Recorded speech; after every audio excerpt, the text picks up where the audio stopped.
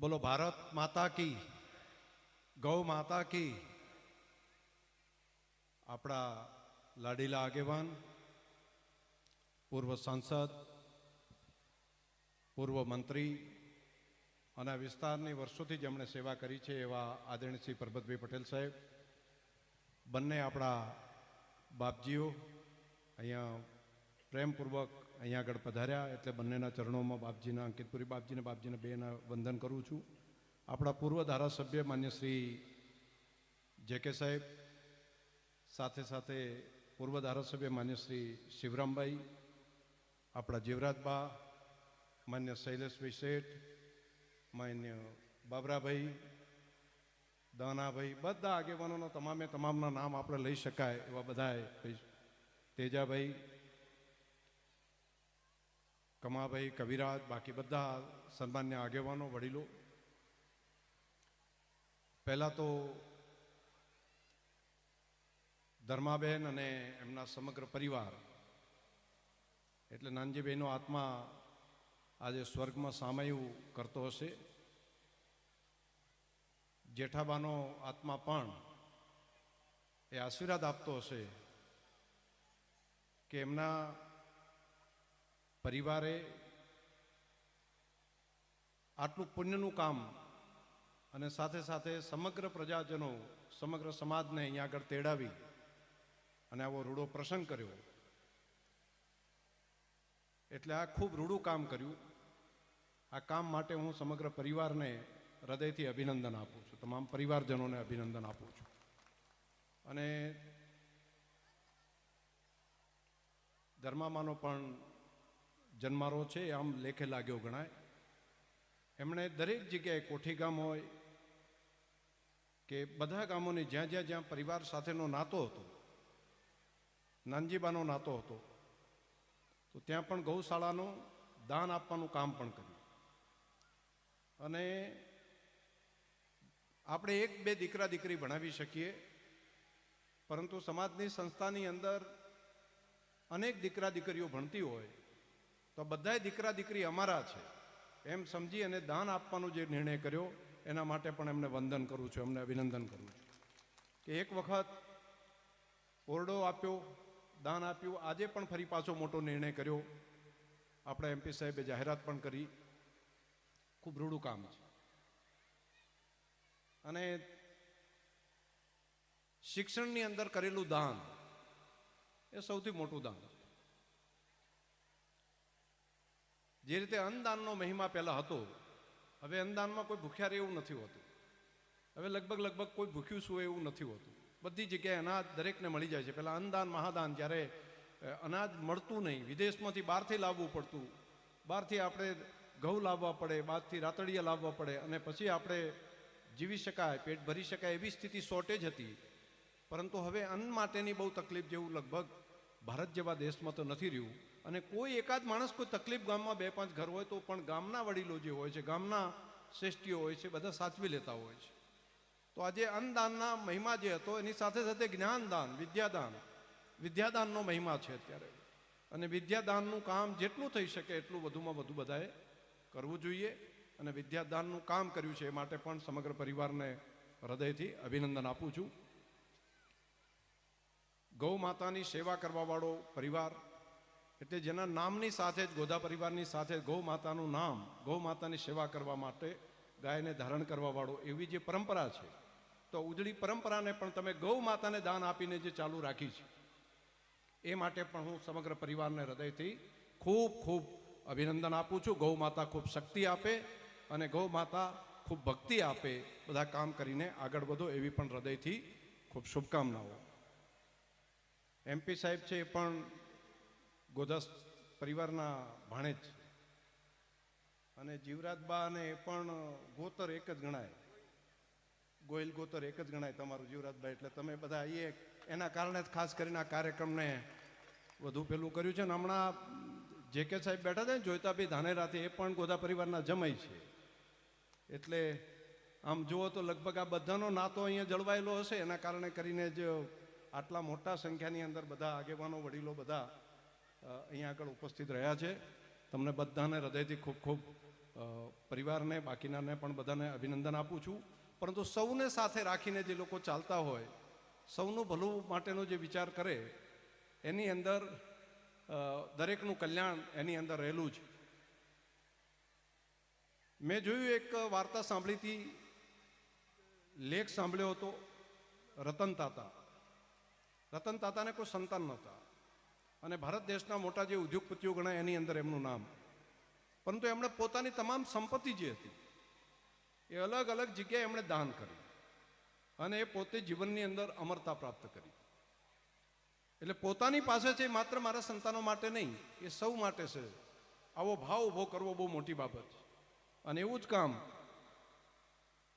APJ Abdul Kalam, જે દેશના ખૂબ મોટા મિસાઇલ મેન થઈ ગયા, મોટા સાયન્ટિસ્ટ, વૈજ્ઞાનિક અને દેશના રાષ્ટ્રપતિ હતા. તો એમણે કીધું કે મારી પાસે જે કંઈ છે, મારે તો કોઈ સંતાનો નથી, હું આખી સંપત્તિ બાકી લોકોને આપું છું.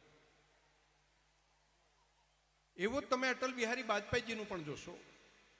અને મેં હમણાં જ દેશના પ્રધાનમંત્રી મોદી સાહેબે એમને મળેલો ધારાસભ્ય તરીકેનો જે પ્લોટ હતો ગાંધીનગરમાં, એ પ્લોટ એમણે પોતાને કે પોતાના પરિવારને કે કુટુંબને પેલું કરવાની જગ્યાએ એમણે કીધું કે એના ઉપર વર્ષોથી આપણી સંગીતની સાધના થઈ છે, જેની અંદર આપણા વેદોમાં પણ એક વેદ જેણે સંગીત માટેનું ગાન કર્યું છે.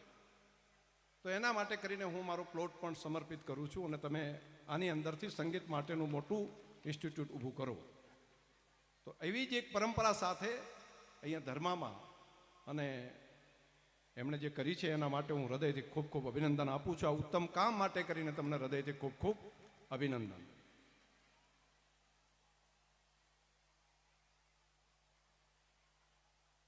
કર્મથી માણસ મહાન થતા હોય છે અને આપણે તે કર્મની ખૂબ મોટી મહિમા છે. અને કર્મનો મહિમા એ સદીઓ. એસ ગુજરાતી કીબોર્ડમાં તમને મળે છે અલગ અલગ ઇમોજીસ અને સ્ટીકર, અને તેમાં સ્ટાઇલિશ ફોન્ટ પણ આપવામાં આવ્યા છે. આ બેને દૂર ના કરજો. જન્મ મળ્યો છે તો આપણે એને પૃથ્વી ઉપર જેટલો સમય આપણે રહીએ એટલો સમય આપણને જે આપણું શરીર છે એક નાનકડી માટીમાંથી તૈયાર થયેલું અને ફરી પાછું માટીમાં દરેકનું મળી જવાનું છે. તો જ્યાં સુધી આ ધરતી ઉપર આપણું શરીર હોય ત્યાં સુધી એને પૂરેપૂરો એનો ઉપયોગ કરવો પડે બીજાના ભલા માટે. મનુષ્યની અંદર આ જ્ઞાન પરમાત્માએ આપ્યું છે, પ્રાણીઓમાં નથી, મનુષ્યની અંદર છે. બાકી બધાએ બચ્ચા પેદા કરવાનું કામ, બચ્ચાને ઉડાડવાનું કામ પંખીએ કરે છે. એને પેદા કરી એને ખવડાઈ પીવડાઈને ઉડાડવાનું કામ તો પંખીઓ કરે છે, પશુ પંખીઓ બધા કરે છે. પરંતુ મનુષ્ય પાસે આ વિશેષ જ્ઞાન ઈશ્વરે આપ્યું છે કે જે માત્ર પોતાના માટે નહીં, પોતાના બચ્ચા માટે નહીં, બીજા બધાના માટે વિચાર કરે છે. ઘણાને એવું લાગે છે કે આ શરીરને ઘસી નાખશું તો થાકી જશું, એટલે આળસ કરે છે. આપણે તો બેઠા બેઠા ખાઈએ. તો બેઠા બેઠા ખાવાથી કુદરતના નિયમના વિરોધની વાત છે. એટલે જે લોકો બેઠા બેઠા ખાવાનો વિચાર કરે, મહેનત કર્યા વગર, એ ખેડૂત હોય, વેપારી હોય, બાકી હોય, તો પ્રકૃતિ એનું ધ્યાન રાખે, એનું શરીર ખૂબ મોટું જાડું કરી દે અને પછી એને ડાયાબિટીસ આપી દે, કાં તો કિડની પેલી કરી નાખે, કાંઈ તો કંઈકનું કંઈક કરે. એટલે પ્રકૃતિના નિયમના વિરોધમાં રહેવાય નહીં. આપણે બધાએ પણ શરીરનું જે પ્રકૃતિએ નક્કી કર્યું છે એ પ્રમાણે શરીરને ઘસવું પડે. અને ઘસવા માટે માત્ર પોતાના માટે પણ, હા, પોતાના બાળકો માટેનું પોતાનું કર્તવ્ય છે એ તો દરેકે કરવું પડે. પરંતુ બાકી જો શક્તિ તમારી પાસે હોય તો પરોપકાર માટે જીવવું પડે, બીજાના ભલા માટે, દરેકનું કલ્યાણ થાય એના માટે જીવવું જોઈએ. અને એ સાચું સુખ આપે છે. સુખની વ્યાખ્યા માત્ર પૈસા નથી, સુખની વ્યાખ્યા એ સંતોષ છે. અને સંતોષ અને સુખ એના કારણે મળે છે. મેં 2-3 બાબતો આજના તબક્કે, આજે રૂડો પ્રસંગ છે, સમજવાવાળા લોકો છે, માતાઓ બહેનો પણ છે આટલા મોટી સંખ્યામાં, એટલે બધાની સાથે હાજરીમાં વાત કરી. આપણા થરાદના આંગણે તલાવો જે ભરાઈ રહ્યા છે એનું પાણીથી જે સિંચાઈ થઈ રહી છે, જેટલું થયું છે એનાથી જોઈને અંદરથી સંતોષ થાય. હજુ પણ બાકીના જે ગામો છે એ લગભગ વર્ષભરની અંદર એનું કામ પૂરું થઈ જાય એટલે બહુ મોટા પ્રમાણની અંદર આ કામના કારણે મોટી ક્રાંતિ આખા વિસ્તારમાં સિંચાઈ માટેની આવવાની છે. એવું જ કામ હોસ્પિટલનું પણ ખૂબ સરસ થયું છે. જિલ્લાનું સપનું તમારું બધાનું જે હતું તો જિલ્લો પણ અત્યારે આપણે ત્યાં થરાદ જિલ્લો બની ગયો છે, રા તાલુકો બાજુની અંદર બન્યો છે, અને હવે આપણા ગુજરાતનું ધ્વજવંદનનો કાર્યક્રમ એ આ વખતનો જે છે એ ગાંધીનગરનો ધ્વજવંદન રાજ્ય કક્ષાનો એ આપણા થરાદના આંગણે થવાનો છે, આપણા થરાદમાં થવાનો છે. અને એને લીધે કરીને વિકાસને ખૂબ મોટી ગતિ મળશે, પ્રજા કલ્યાણના કામને ખૂબ મોટો વેગ મળશે. આપણે બધા પણ આ રાષ્ટ્રીય પર્વની અંદર જોડાઈએ, બધાએ પોતાના ઘરના ઉપર માં ભારતીનો તિરંગો, ભારતની આન બાન અને શાન, એના તિરંગાને લહેરાવવા માટેનું કામ આપણે બધા કરીએ. તો મારી તમને બધાને આ રાષ્ટ્રીય પર્વને દરેક આપણે દિવાળી જેવું પર્વ માની અને ઉજવીએ, દેશભક્તિનો ભાવ જાગે એવી મારી તમને બધાને પ્રાર્થના છે કે સરકારી વ્યવસ્થાઓમાં તો એની વ્યવસ્થા કરશે, પરંતુ આખો જિલ્લો એ દેશભક્તિના રંગે રંગાય, રાષ્ટ્રીયતાના રંગે રંગાય. કેમ કે આપણે સીમાનો જિલ્લો છીએ, સરહદ ઉપર આવેલા છીએ, તો આપણી રાષ્ટ્રભક્તિ, આપણી દેશભક્તિ એ આપણે ઉજાગર કરવાનું, આપણા બાળકોની અંદર એના સંસ્કાર આપવાનું કામ પણ આના માધ્યમથી થશે. બીજું એક કામ, ભગવાન સોમનાથનું મંદિર, આક્રમણખોરોએ અનેક વખત એના ઉપર આક્રમણ કર્યા.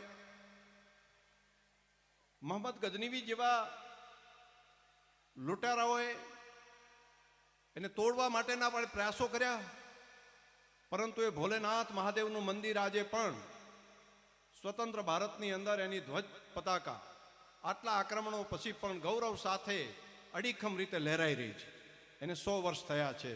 આ ફરી પુનઃનિર્માણ માટેના મંદિરનું જે પુનઃનિર્માણ સરદાર સાહેબના હાથે જે થયું એને 100 વર્ષનો સમય થયો, અને બાકી તો હજારો વર્ષનો ઇતિહાસ છે. તો મારી તમને બધાને પ્રાર્થના હતી કે દેશના પ્રધાનમંત્રી મોદી સાહેબે ઓમકાર માટેનો 2 દિવસનો એક કાર્યક્રમ આપ્યો છે, આજ અને આવતીકાલ. તો ત્યાં તો મોટા પ્રમાણની અંદર જઈને ઓમકારના નાદ સાથે એનું ગૌરવગાન કરશે, મહાદેવની ભક્તિ પણ થશે. તો આપણે આપણા મંદિરમાં જ્યાં હોઈએ ત્યાં રહીને, આપણા શિવ મંદિરમાં રહીને પણ શ્રદ્ધાપૂર્વક ભોળાનાથના ઓમકારના જાપ, અને ક્યાંય જો મંદિરે નહીં જઈ શકતા હોય તો બેઠા બેઠા પણ આપણે આપણો થોડો સમય ઓમકાર માટે આપણે બધા આપીએ. તો હું માનું છું કે એકતાનો એક ભાવ પણ જાગશે, ભોલેનાથનો પણ રાજીપો થશે. તમને બધાને હૃદયથી ખૂબ ખૂબ અભિનંદન પાઠવું છું. આટલા બધા આગેવાનો, વડીલો બધા ભેગા થઈને અહીંયા લાવવા, અખાભાઈ, રૂપસેભાઈ, અણદાભાઈ, કાનજીબા બધા તમે બેઠા છો. અહીંયા ખાનાભાઈ છે, અમારે તેમાંથી અજાભાઈ છે, બધા તમામ આગેવાનો છે બધા. તો આ કામમાં પણ બધા જોડાજો. ભગવાનનું કામ છે ને, રાષ્ટ્રીયતાનું કામ છે. તમામ જે આગેવાનો છે, સરપંચશ્રી ગામમાં પણ તમે ખૂબ સરસ, હમણાં 2 દિવસ પહેલાં આવ્યો તો, અઠવાડિયા પહેલાં, ત્યારે ઘણી બધી જાહેરાતો અહીંયા ગામની અંદર પણ બધાને કરીને ગયા હતા, અને ઘણા કામો જે હતા એના લોકાર્પણ પણ આપણે કર્યા છે. બસ બાકી વિકાસના કામને આગળ વધારો. બીજું બધું બરાબર છે. ખાતામાં પેલા પૈસા હતા એ જમા થયા છે? હમણાં પેલા ખેતી પાક નુકસાનના ખાતામાં પૈસા જમા થયા હોય તો હાથ ઊંચા કરો જ ખબર પડે એમ. હા, એમ તો બેનો તમને ખબર છે? હા ખબર છે, નહીં તો ખાતામાં બારોબાર વપરી ના જાય. જોજો, દૂધનું તો ધ્યાન તમે રાખો છો, પરંતુ આ પૈસા એમણે 40,000 રૂપિયા જેવો ખાતામાં 40, 45, 46, 48 અને એ આયા છે ને મગફળીના આયા છે હો પાછા. જોજો, નજર કરતા રાખજો. એટલે 2 પૈસા છે એનાથી આપણા બાળકોના શિક્ષણ માટેની વ્યવસ્થા બધા કરાવજો. મને એનો હૃદયથી રાજીપો છે. બધાય ખુશ થાઓ, બધાય આગળ વધો, બધાય સુખી થાઓ. હૃદયથી ખૂબ ખૂબ શુભકામનાઓ. અને આ કામ ગમ્યું હોય બધાને કે ના, આ કામ સારું છે, આ કામને આ રીતે આગળ વધારવું પડે ને રાજી થયા હોય તો માતાઓ, બહેનો સહિત બધાને કહું છું કે 2 હાથ ઊંચા કરીને તાલી પાડો ને તો મને ખબર પડે એમ. ખરેખર હોય ચાલુ રાખો. તો આપ સૌને પણ હૃદયથી ખૂબ ખૂબ અભિનંદન આપું છું. ધન્યવાદ. અને હજુ વધારે સારા કામો કરતા રહેશું. આ ઉર્જા સાથે તમારા બધાનો આભાર. ગોધા પરિવારનો પણ હૃદયપૂર્વક એક એના સંતાન તરીકે તમારો બધાનો પરિવારનો આભાર માનું છું. ખૂબ આભાર. ખૂબ ખૂબ આભાર સાહેબ શ્રી, આપનો કિંમતી સમય ફાળવી અને અમારા મહેમાન બન્યા છો.